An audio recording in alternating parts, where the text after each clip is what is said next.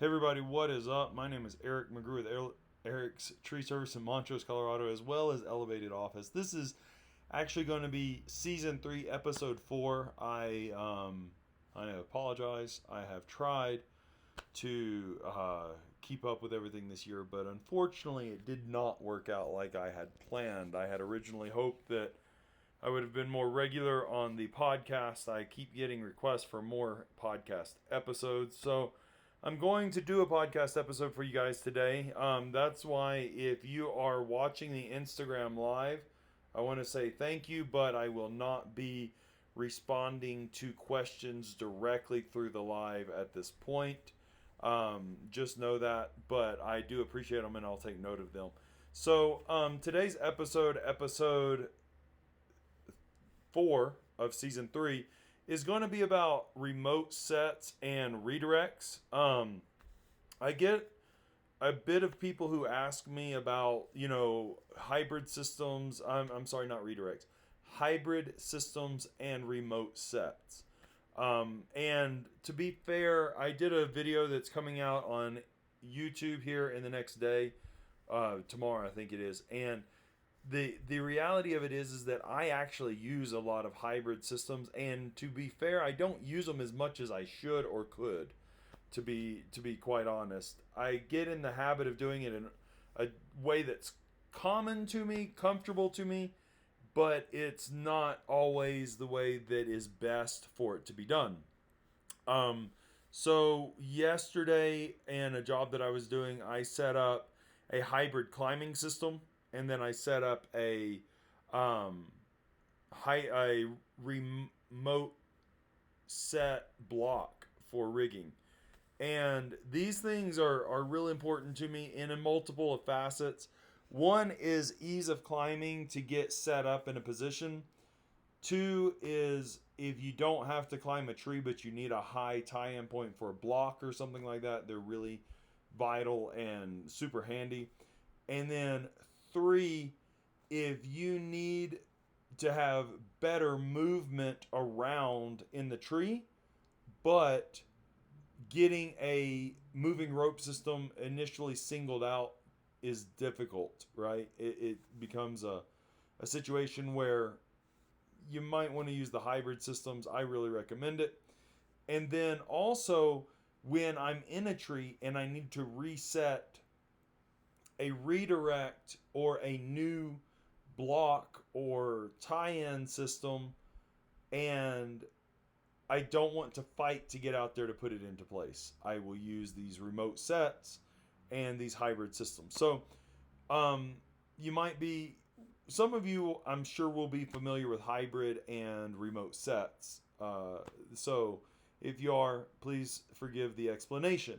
If you're not, though, I'm going to go over it very briefly. So, a remote set is where you actually set something from a remote location to serve a purpose that you can reasonably get and manage from where you're at, whether it be the ground or another part of the canopy, without having to get out there and set it. So, an example of that would be a remote set block.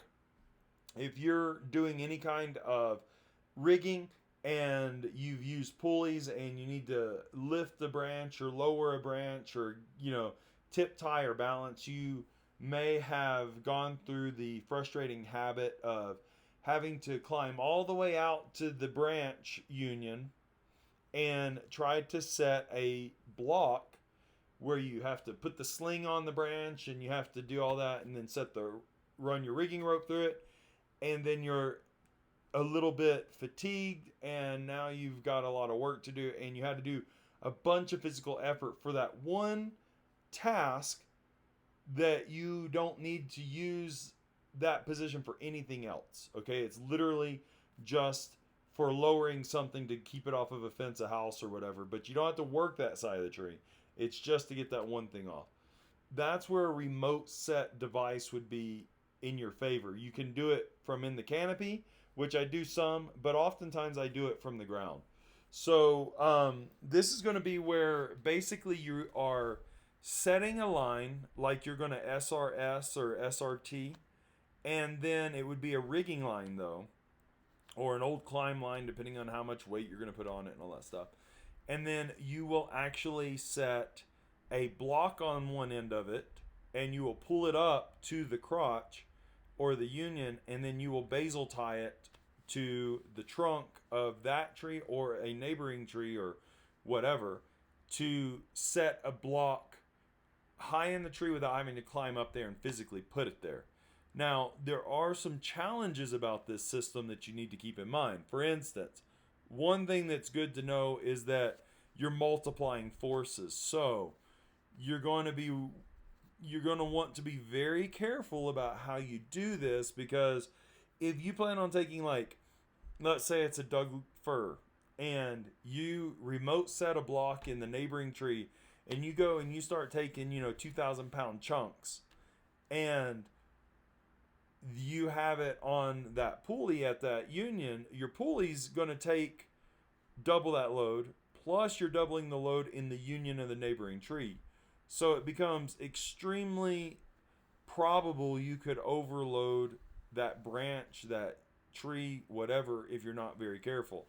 So you need to keep an eye on how much you're magnifying. Instead of just doubling your load at the redirect point or the union where it goes through the crotch, now you've essentially quadrupled it, because you have double the load on the pulley hanging from it plus the one that's on it. So that gets a bit sketchy for really big stuff, but for smaller stuff, it's super, super handy. For smaller stuff, it's very, very practical for branch removal on, like, let's say you are pruning out a tree. It's a lot of small stuff, and there's one broken branch, hollow branch, decaying branch, whatever, or hanger, a big hanger, and you need a rigging system for that one. And the best tie-in point for it's about 30 feet above you, but you don't need to get up there for anything else. Maybe you've already worked that section.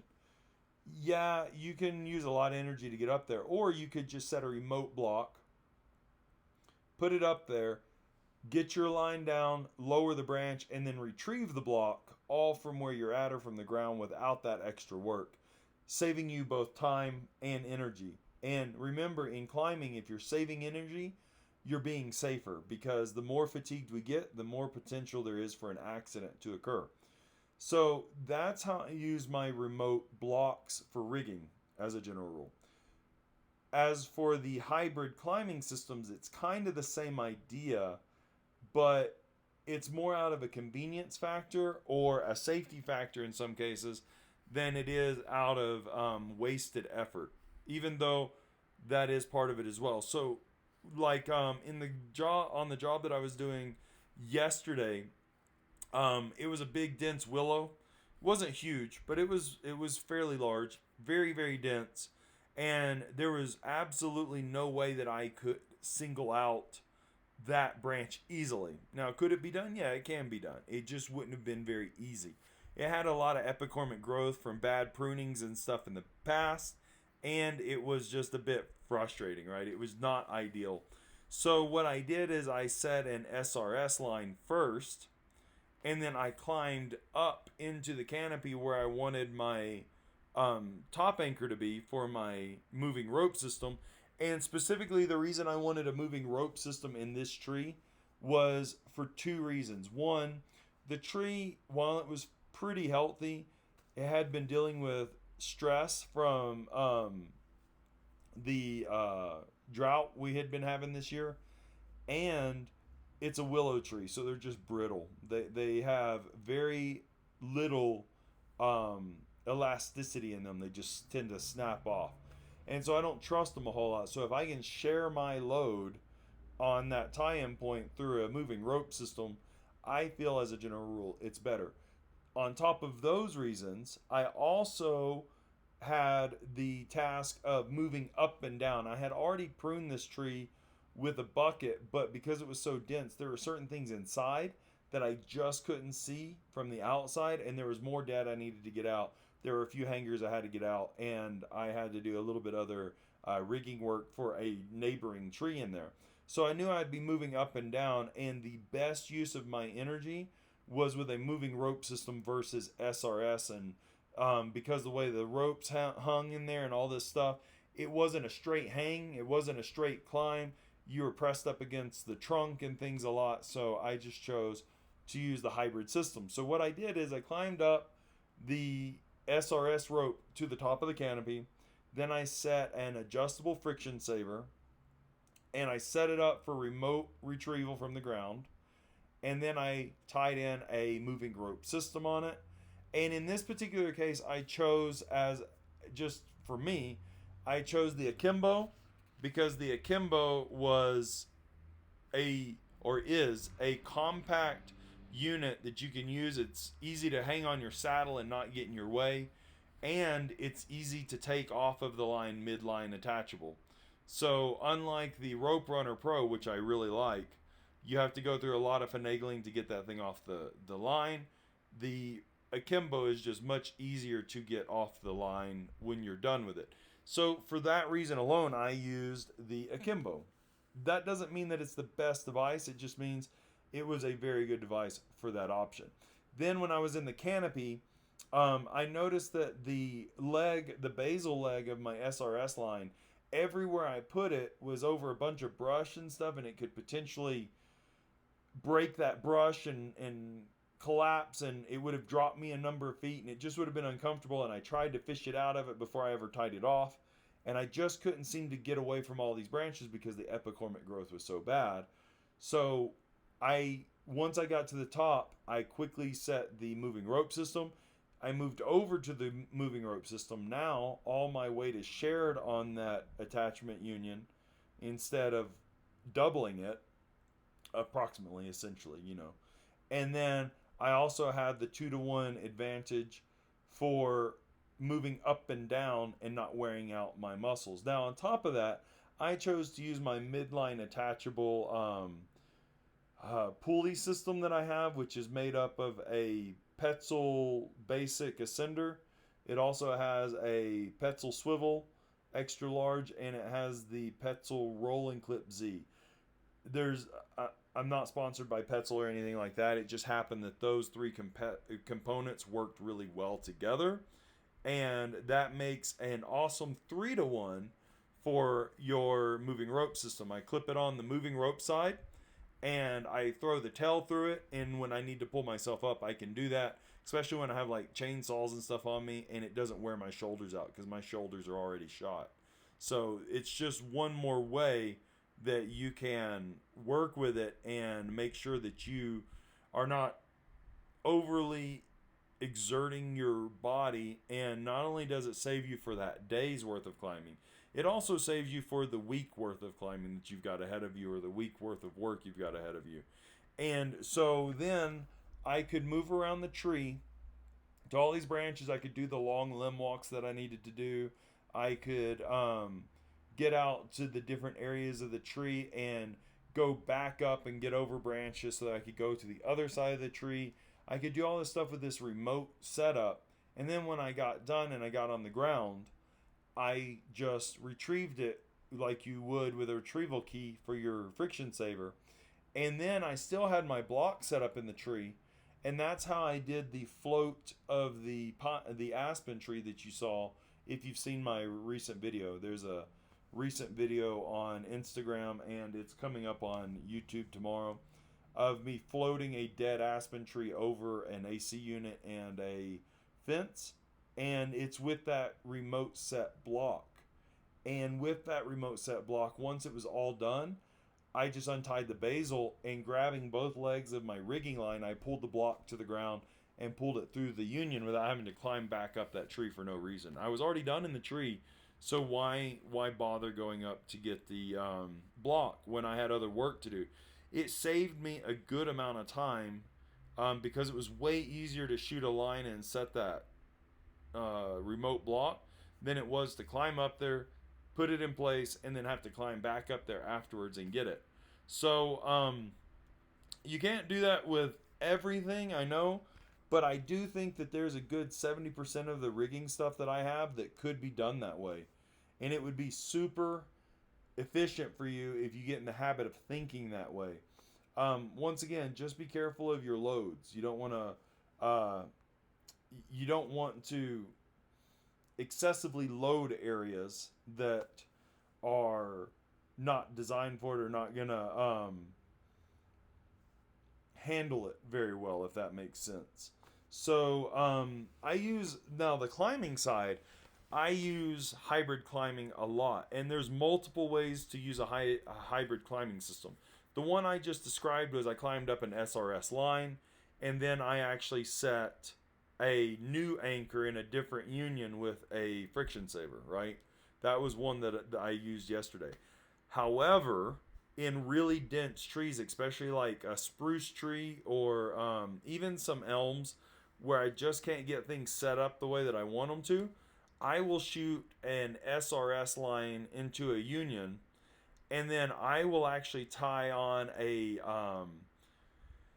midline alpine butterfly, or I can tie on a midline figure eight will work. You can even use a prusik, like an English prusik with a stopper knot under it, and I will run a pulley through it or a ring through it, and then I will run a my climbing line through that, and I will pull the SRS line up into the canopy and stop it where it's just on the downside of the crotch, and I can have a remote set moving rope system.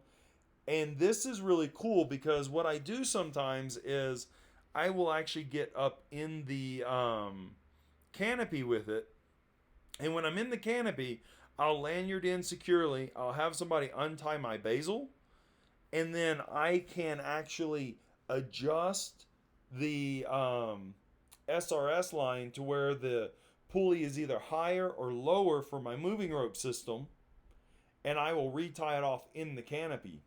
The reason for this is because if you've ever run moving rope systems, you'll know that they're awesome and they're awful, depending on certain aspects, right? Just like SRS. One of the things I dislike about moving rope systems is when I have to move around a canopy a lot, and the SRS system, the moving rope system is getting smashed. Both lines are getting smashed around the bend of a branch or a trunk or something like that. And every time you let out or you pull in, there's a lot of friction on that trunk, because now you have two lines running across that bark friction plus whatever your device in the canopy is for your control of your moving rope system, right? Your tie-in point. So if you have rings, you're going to have more friction. If it's on a natural crotch, even more friction. And then you start adding in those two ropes running over two or three more branches, and all of a sudden you've got a ton of friction going on, and it gets very frustrating because it's always differing. It's never consistent.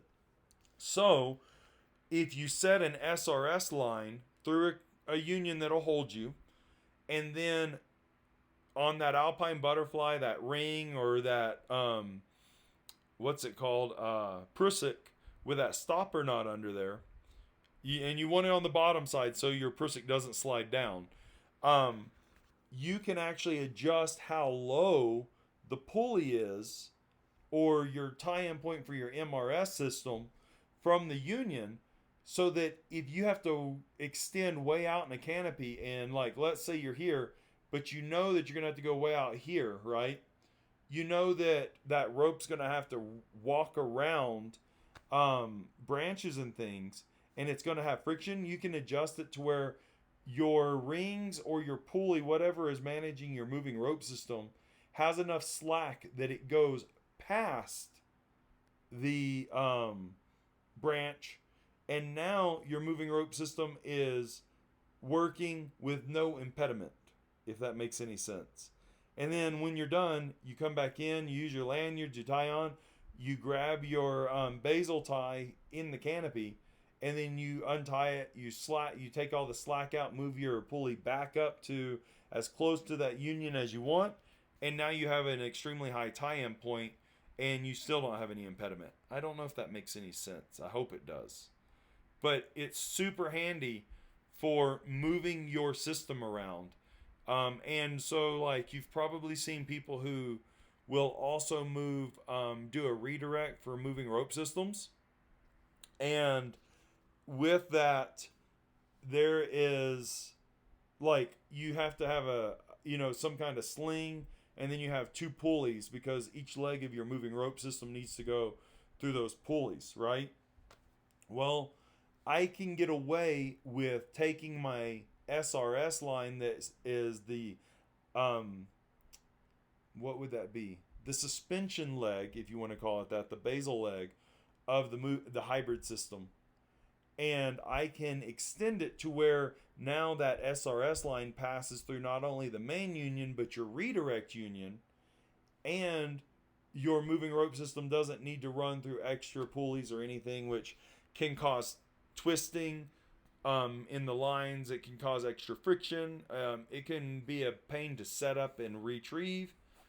But with this system, you've taken all that out of it. It's a very simple passing the pulley or the knot through the next union, just like you would if you're running a moving rope, a SRS redirect, and you're just using the moving rope system on the opposite side, the gravity side of the secondary redirect union.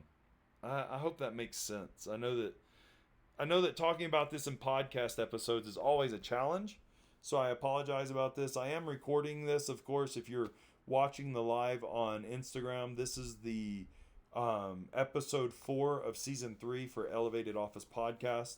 I just wanted to do a live along with the episode that we are doing for the podcast that you can listen through Spotify, Google Podcast, Apple Podcast, and all the other different, I think it's on Pandora and a bunch of other places as well. So moving rope systems that are on a hybrid setup are one of my favorite to use by far. They're so handy. And now remember, when we're talking about remote set blocks, this is also another option that you have. Just like I was talking about redirecting that knot and that pulley or whatever your moving rope management system is for climbing, you can do the same thing with a redirect of a remote pulley system for rigging. You can give yourself enough slack that the block hangs down, and then you pass it through yet another union, and you can use the same block for multiple rigging points without ever having to tie and untie slings and all that kind of stuff, depending on where they're at, how close they are, how much weight you're using it for. So for me, I use it for both removals and I use it for pruning. For me, pruning is probably the most convenient way of using it, because usually I'm not taking huge pieces, and I need a pulley set up in a lot of different locations.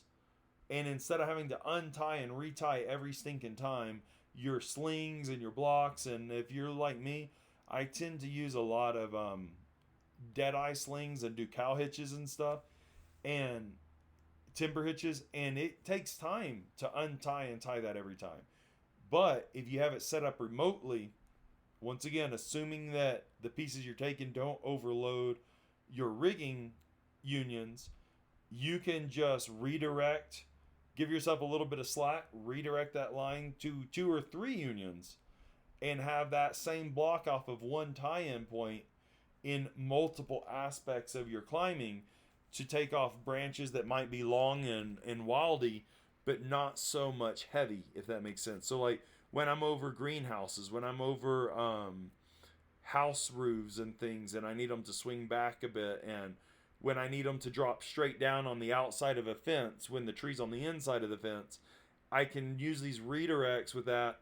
It's really simple to do, and plus the cool thing about it is you can often just take your block, and if it's within a reasonable distance, you can just, like a baseball, chunk it over the next redirect location, and now you have your new redirect position, and you can adjust your links based on your canopy tie, and you don't have to retie every stinking time.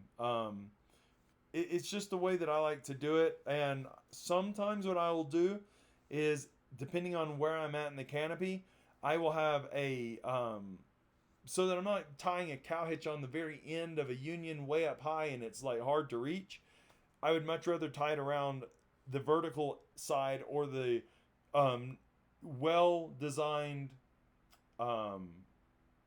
lateral of a big branch, and I'll take up the slack that's needed for that redirect through a sling that can just be quickly wrapped around the vertical trunk of a tree in the canopy or whatever, with a carabiner or whatnot to hold that branch down, to take up that slack. Once again, these are specifically for things that aren't excessively heavy.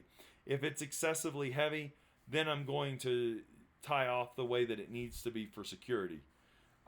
Just something, or sometimes I can just take the block, wrap the SRS leg, the basal side of that, around a trunk 3 or 4 times to reduce the length, and then throw it over the union, and now I have my block up there, and I can, set my ropes depending on the way that it's set up. A lot of times I preset my ropes and I can throw it all through the block, through the union, or sometimes I will throw the block through a union, let it swing down to me, set my rope, and then adjust the slack at that point. So I know that that's a lot of descriptive terms via, words without pictures for the podcast, so I apologize about that. But if you guys can think of creative ways to use these, of course, always be safe.